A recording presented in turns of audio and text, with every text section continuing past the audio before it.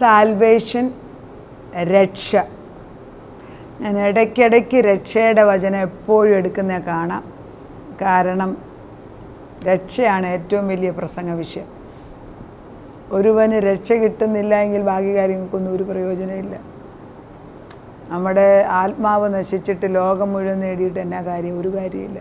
അതുകൊണ്ട് ആ മണ്ടത്തരം വരാതിരിക്കാൻ വേണ്ടി ഇടയ്ക്കിടയ്ക്ക് രക്ഷയെക്കുറിച്ച് വീണ്ടും വീണ്ടും ലോകത്തിൽ ഒരു പ്രസംഗമേ പ്രസംഗിക്കുന്നുള്ളൂ എങ്കിൽ അത് രക്ഷയെക്കുറിച്ചായിരിക്കണം.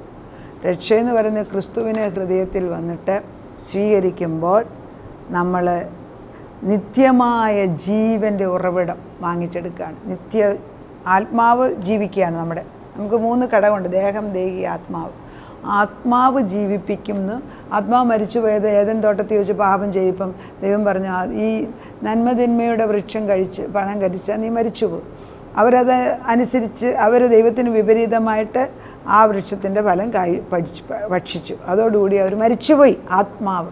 ജഡം കുറേ നാളുകൂടെ ജീവിച്ചു. അപ്പോൾ ആത്മാവ് എന്നേക്കും ദൈവത്തോടു കൂടി ജീവിക്കേണ്ട നമ്മൾ പാപം ചെയ്തതിനാൽ ആത്മാവ് മരിച്ചു കഴിഞ്ഞ് കുറേ വർഷം കഴിഞ്ഞപ്പം ജഡവും മരിക്കും. അതുകൊണ്ടാണ് ഒരു മനുഷ്യനും ഭൂമിയിൽ എന്നേക്കും നിൽക്കാനൊക്കത്തില്ല. പക്ഷേ എന്നേക്കും ജീവിക്കാനാണ് ദൈവം ഉദ്ദേശിച്ചത്. ആദ്യം പാപത്തിൻ്റെ ഇഫക്റ്റാണ് നശിച്ചുപോയത്. അപ്പം നമുക്ക് രക്ഷ തിരിച്ചു തരിക എന്നുള്ളത് പിതാവിൻ്റെ ആഗ്രഹമാണ്, പുത്രൻ്റെയും പരിശുദ്ധാത്മാവിൻ്റെ ആഗ്രഹമാണ്.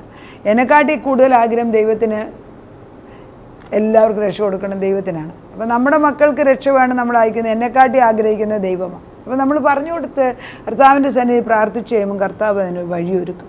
ആരെങ്കിലും പൂർണ്ണമായ രക്ഷ പ്രാപിക്കാത്തവരുണ്ടെങ്കിൽ ഈ വചനം കേൾക്കുമ്പോൾ രക്ഷിക്കപ്പെടട്ടെ. അതിനുള്ള ഒരു ഓപ്പൺ ഇൻവിറ്റേഷൻ കൂടെയാണ് ഇതിൻ്റെ കൂടെ അയക്കുന്നത്.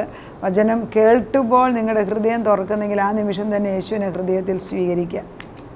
ഈ സങ്കീർത്തനം 49:7 പറയുന്നത്, സഹോദരൻ ശവക്കുഴി കാണാതെ എന്നേക്കും ജീവിച്ചിരിക്കേണ്ടതിന് അവനെ വീണ്ടെടുപ്പാനോ ദൈവത്തിന് വീണ്ടെടുപ്പ് വില കൊടുക്കാനോ ആർക്കും കഴിയത്തില്ല. അതായത് സഹോദരൻ ശവക്കുഴി കാണാതെ എന്നേക്കുമായിട്ട് അവൻ ജീവിക്കാൻ നമ്മൾ വിചാരിച്ചാൽ അതൊക്കത്തില്ല. അവനെ വീണ്ടെടുക്കാൻ ദൈവത്തിന് വീണ്ടെടുപ്പ് വില കൊടുക്കാനോ ദൈവത്തിൻ്റെ മുമ്പിൽ കുറച്ച് കാശ് കൊടുത്തേച്ച് ഇവന് രക്ഷ കൊടുക്കുമെന്ന് പറയാനോ ഒന്നും നമുക്ക് സാധിക്കത്തില്ല. ഈ രക്ഷ ദൈവം തമ്പുരാൻ ഓരോ വ്യക്തിക്ക് ഇട്ടുകൊടുക്കേണ്ടതാണ്. ഉലകസ്ഥാപനത്തിന് മുമ്പേ തീരുമാനിച്ച വ്യക്തികളോടാണ് ദൈവത്തിൻ്റെ ശബ്ദം വരുമ്പം കേൾക്കാനുള്ള ഉറപ്പ് വരുന്നത്. അത് കേട്ട് കഴിയുമ്പം മാറി നിൽക്കുന്നവരെല്ലാം അടുത്തടുത്ത് വരുന്നതായിട്ട് കാണും. പലരെയും നമ്മൾ പറഞ്ഞുകൊണ്ടിരിക്കുക ആരെയാ ദൈവം സ്വീകരിക്കുന്നതില്ല. അവരുടെ പ്രാണൻ്റെ വീണ്ടെടുപ്പ് വിലയേറിയതാണ്. എന്താണ്? ആത്മാവിനെ കുറിച്ച് പറയുമ്പോൾ നമ്മുടെ പ്രാണന്, നമ്മൾ ആരെയെന്ന്, നമ്മളെക്കുറിച്ചുള്ള വിവരം, നമ്മുടെ ആത്മാവ് ദൈവത്തിൻ്റെ പരിശുദ്ധാത്മാവിന് ചേർന്ന് നിൽക്കുകയാണ്. എൻ്റെ ആത്മാവും ദൈവത്തിൻ്റെ പരിശുദ്ധാത്മാവ് ഒന്നായി മാറിയിരിക്കുന്നു. അതിനാൽ എനിക്കൊരു വിലയുണ്ട്. എന്നെ ഒരു ദുഷ്ടനും എന്നെ തൊടാൻ പോകുന്നില്ല എന്ന് പറയാനുള്ള ശക്തി വരണമെങ്കിൽ ദൈവത്തിൻ്റെ പരിശുദ്ധാത്മാവ് നമ്മളോട് സംസാരിക്കുമ്പോഴൊക്കത്തുള്ളൂ. അവരുടെ പ്രാണൻ്റെ വീണ്ടെടുപ്പ് വിലയേറി. എന്താണ്? ഒരാളുടെ ആത്മാവിനെ നേടുന്നതാണ് ഏറ്റവും വലിയ കാര്യം. ലൂക്കോസിൻ്റെ സുവിശേഷം 19:20 പറയുന്നു, കർത്താവ് സക്കായിയോട് വീട്ടിൽ കടന്നു ചെന്നിട്ട് കാണാതെ പോയതിനെ തിരഞ്ഞെടുത്ത് മക്കളാക്കാനാണ് ദൈവം വന്നിരിക്കുന്നത്. കർത്താവ് പറയുന്നത്, ഞാൻ ഇന്ന് ഇവൻ്റെ ഭവനത്തിൽ വന്നതിനാൽ ഇവന് രക്ഷയുണ്ടായി. അത് തന്നെയാണ് ഞാനും പറയുന്നത്. നമ്മൾ സക്കായിയെ പോലെ നമ്മൾ ദൈവത്തെ വിളിച്ചു വരുത്തിയിട്ട് കർത്താവിൻ്റെ ആത്മാവിനെ വിളിച്ചു വരുത്തുന്ന നിമിഷത്തിൽ പരിശുദ്ധാത്മാവ് ഇറങ്ങി വന്നിട്ട് നമുക്ക് രക്ഷ തരുമെന്നുള്ളതിന് സംശയമില്ല. രക്ഷ എന്നുള്ളത് ദൈവത്തിൻ്റെ ദാനമാണ്. വാങ്ങിക്കുക എന്നുള്ളത് നമ്മുടെ കടമയാണ്. നമ്മൾ വാങ്ങിക്കുക. മക്കളെ ഇത് വാങ്ങിച്ചെടുക്കുക. This is the most important. നമ്മൾ പഠിപ്പിച്ച് രാവും പോലും പഠിപ്പിച്ച് ക്ലാസ്സിൽ ഫസ്റ്റാകാൻ നമ്മൾ പഠിപ്പിക്കാറില്ലേ? അതിലും ഇമ്പോർട്ടൻ്റ് ആണ് രക്ഷയുടെ ഉറപ്പ് കുഞ്ഞുങ്ങൾക്ക് വരുക. അത് നമ്മൾ ചെയ്യണം. എൻ്റെ മോള്, അവൾ അമേരിക്കയിലാണ്. എൻ്റെ മോള് അവളുടെ മോനെ യേശുവിനെ രക്ഷിതാവായിട്ട് സ്വീകരിച്ചു എന്ന് എന്നോട് ഒരു ദിവസം വിളിച്ചു പറഞ്ഞു. കുഞ്ഞ് തന്നെത്താനെ യേശുവിനെ സ്വീകരിച്ചു എന്ന് കേൾക്കുന്ന ഭാഗ്യം, അതിൽ കൂടിയ ഭാഗ്യമൊന്നുമില്ല. ബാക്കിയെല്ലാം മുൻപേ അവൻ്റെ രാജ്യവും നീതി എന്നും പറഞ്ഞാൽ അവരെന്നും നല്ലവനാണെന്നില്ല. അവൻ വഴിതെറ്റിപ്പോകാൻ സാധ്യത കാണും. പക്ഷേ രക്ഷിക്കപ്പെട്ട് ഒരാടിനെ തിരിച്ചു കൊണ്ടുവരുന്ന ജോലി പിന്നെ യേശു നമ്മൾ പറയുന്നത് പ്രാർത്ഥിച്ചാൽ മതി. ഒരു രക്ഷിക്കപ്പെട്ട ശിശുവിനെ വളർത്തുന്നതും രക്ഷയില്ലാതെ അലഞ്ഞു നടക്കുന്ന കുഞ്ഞുങ്ങളെ വളർത്തുന്നതും 2 ധ്രുവമാണ്. അതുകൊണ്ട് ആരെൻ്റെ വചനം കേൾക്കുന്നോ, ഏത് പ്രായം ചെറുപ്പരാണെങ്കിലും 2 വയസ്സല്ല 3 വയസ്സല്ല, ഏത് ചെറുപ്രായത്തിൽ അവരുടെ ബുദ്ധിമണ്ഡലത്തിൽ കയറുമോ അന്നേരം തൊട്ട് തൊട്ട് ഈ ജീവൻ്റെ രക്ഷയെക്കുറിച്ച് പഠിപ്പിക്കണം. അറിയാൻ വയ്യാത്ത കുഞ്ഞുങ്ങളുടെ തലയിൽ കൈവച്ച് അവരുടെ മേൽ രക്ഷ ഇമ്പാർട്ട് ചെയ്യാൻ നമുക്ക് അധികാരമുണ്ട്, കർത്താവിൻ്റെ ആത്മാവിനെ വ്യാപരിപ്പിക്കാൻ. അതെങ്കിലും ചെയ്ത പ്രായമാകുമ്പോൾ അവർ രക്ഷ നേടിക്കോളും. നമ്മളത് ചെയ്യണം, ഒരിക്കലും അത് ഉദാസീനമായിട്ട് ചെയ്യരുത്. അത് നമ്മൾ പിതാവാം ദൈവം പുത്രനെ നമുക്ക് തന്നിരിക്കുന്നത് നമുക്ക് രക്ഷ തരാൻ വേണ്ടിയാണ്. ഈ രക്ഷ കിട്ടുമ്പോൾ നമുക്കുണ്ടാകുന്ന വിടുതൽ 3 എണ്ണമാണ്.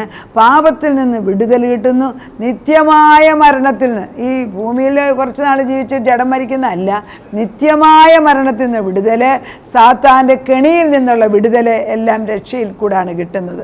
റോമർക്കെഴുതിയ ലേഖനം 16:30 പറയുന്നത്, സമാധാനത്തിൻ്റെ ദൈവമോ വേഗത്തിൽ സാത്താനെ നിങ്ങളുടെ കാൽ കീഴിൽ ചതച്ചു കളയും. അപ്പം നമ്മളെ ഉപദ്രവിക്കുന്ന ശത്രുവിനെ രക്ഷിക്കപ്പെട്ട ഒരു ജനതയുടെ മുൻപിൽ അവനെ ചവിട്ടി മെതിച്ചില്ലാതാക്കുന്ന ഒരു ദൈവം. പക്ഷേ രക്ഷ ഉറപ്പുള്ളവർക്ക് ഇത് പറയാനൊക്കത്തുള്ളൂ, അല്ലാത്തവർക്ക് പറയാനൊക്കത്തില്ല.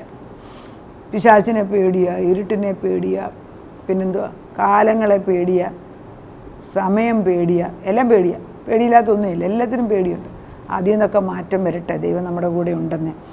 അപ്പം കൈ നീട്ടി വാങ്ങിക്കുന്നവർ, നമ്മൾ വാങ്ങിക്കവർ ഉറപ്പിക്കണം. 3 സ്റ്റേജാണ് രക്ഷയ്ക്കുള്ളത്: പാസ്റ്റ്, പ്രസൻറ്റ്, ഫ്യൂച്ചർ. അതായത് രക്ഷ നമുക്ക് കിട്ടിക്കഴിഞ്ഞാലും നമുക്ക് നമ്മൾ അതിനെ വളർത്തിക്കൊണ്ടേയിരിക്കണം. പക്ഷേ രക്ഷ ക്രിസ്തു ദാനം ചെയ്തത് ജെനുവിനായിട്ട് ഒരാൾ യേശുവിനെ സ്വീകരിക്കുന്നു എങ്കിൽ പിന്നെ അവന് പാപം ചെയ്യാൻ ഒക്കത്തില്ല. അതല്ല, പിന്നെ അവൻ നേരത്തെ രക്ഷിക്കപ്പെട്ട ഒരാൾ പിന്നെ വഴിതെറ്റിപ്പോയെന്ന് പറഞ്ഞാൽ അവൻ ആദ്യമേ സ്നേഹത്തിലല്ലെന്നേ ചെയ്തത്. അത് സിമ്പിൾ എക്സാമ്പിൾ ഞാൻ പറയാം. ഇപ്പോൾ വിവാഹം കഴിക്കാൻ നേരത്ത് വലിയ ഇമോഷനിൽ, വലിയ ഗമയിൽ കൊട്ടും കൊട്ടി ഡാൻസും ചെയ്ത് ഉള്ള കാശെല്ലാം ചിലവാക്കി ബലൂണും കെട്ടിയൊക്കെ കല്യാണം നടത്തും. 5 വർഷം 10 വർഷം കഴിയുമ്പം വിവാഹം മാറിപ്പോകുമ്പം അവനെ ചീത്ത പറയുക, അല്ലെ അവളെ ചീത്ത പറഞ്ഞിച്ച് മാറുന്നെങ്കിൽ അതിൻ്റെ അർത്ഥം ആദ്യമേ നീ സ്നേഹിച്ചിട്ടില്ല. അല്ലെങ്കിൽ you challenge me, I tell you, മാറാൻ. യഥാർത്ഥ സ്നേഹമുള്ള ഒരു പുരുഷൻ, ഒരു സ്ത്രീ ഒരിക്കലും അവരുടെ ഭാര്യ ഭർത്താവിനെ ഇട്ടേച്ചു പോകത്തില്ല. അതുതന്നെയാണ് ദൈവമായിട്ടുള്ള നമ്മുടെ ഉടമ്പടി. ദൈവത്തെ നമ്മൾ യഥാർത്ഥത്തിൽ കണ്ടിട്ടാണ് രക്ഷിക്കപ്പെട്ടത് എങ്കിൽ പിന്നൊരിക്കലും യേശുവിന് വിപരീതമായിട്ട് നമ്മൾ ജീവിക്കത്തില്ല. It's impossible. ആരെങ്കിലും തെറ്റിപ്പോയി അവൻ രക്ഷിക്കപ്പെട്ടോ നശിച്ചു എന്ന് പറയുന്നതിൽ ആദ്യമേ അവൻ രക്ഷിക്കപ്പെട്ടിട്ടില്ലെന്ന് ചിമ്മാതെ ഇരുട്ട് കൊണ്ട് ഓട്ടയടച്ചവൻ. അങ്ങനെയുള്ളവരൊന്നും ഗുണം പിടിക്കത്തില്ല. വെറുതെ നമ്മൾ സമയം കളഞ്ഞിട്ട് കാര്യമില്ല. ആത്മാർത്ഥതയും സത്യസന്ധതയും ഇല്ലാത്തവരെ ദൈവം അങ്ങനെ സ്വീകരിക്കണം. 2 തിമോത്തി 1:9.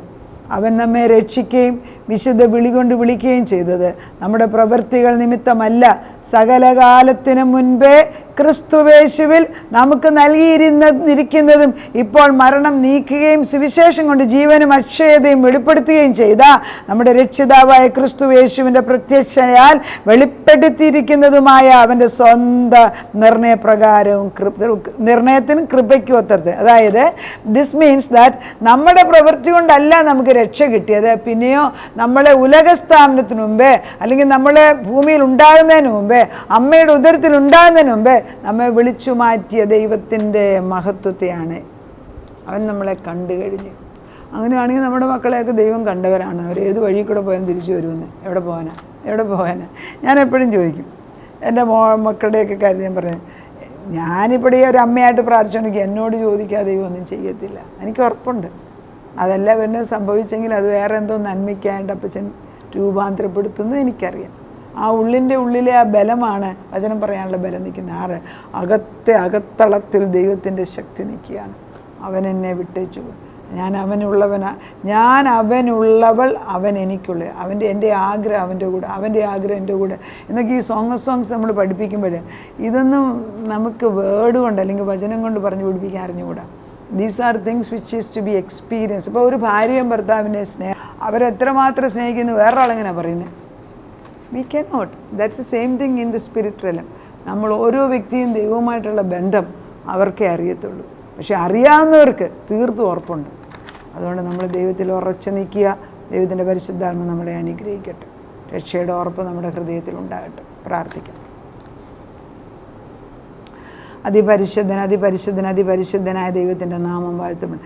രക്ഷ എന്ന ദാനം, രക്ഷിക്കപ്പെടുക എന്ന് പറഞ്ഞാൽ നിത്യമായ നരകത്തിൽ, നിത്യമായ മരണത്തിൽ നിന്ന് രക്ഷിക്കുന്ന, ഈ ഭൂമിയിൽ 70-80 വയസ്സ് കഴിഞ്ഞിട്ടുള്ള മരണമല്ല. എന്നേക്കുള്ള ആത്മാവിൻ്റെ മരണം. അതിൽ നിന്ന് വിടുതൽ തരാൻ നീ അപ്പച്ചൻ പിതാവാം ദൈവം പുത്രനെ അയച്ചു തന്നു. ആ റിഡീമിങ് സ്പിരിറ്റ് നഷ്ടപ്പെട്ടതിനെ തിരിച്ചു വാങ്ങിച്ചു. ഞങ്ങളുടെ ഇടയനായിട്ട് ഈശോ നിൽക്കുന്നു. ഞങ്ങളുടെ രക്ഷിതാവായിട്ട് ക്രൂശിന്മേൽ അപ്പച്ചൻ കാൽവറി ക്രൂശിൽ നിന്ന് അത് കഴിഞ്ഞ് ഉയർത്തെഴുന്നേറ്റ് പിതാവാം ദൈവത്തിൻ്റെ വലതുഭാഗത്തിരിക്കുമ്പോൾ ഞങ്ങൾ ആ ഏത് ആടുകൾ എവിടെ ഇരുന്നാലും അപ്പച്ചൻ കണ്ടുപിടിച്ച് അതിനെ തിരിച്ചു കൊണ്ടുവരും. അപ്പച്ചൻ്റെ വിശ്വസ്തതയാണ്. അലഞ്ഞ് നടക്കുന്ന ആടുകളെ തപ്പി അപ്പച്ചൻ ഇറങ്ങിക്കഴിഞ്ഞു.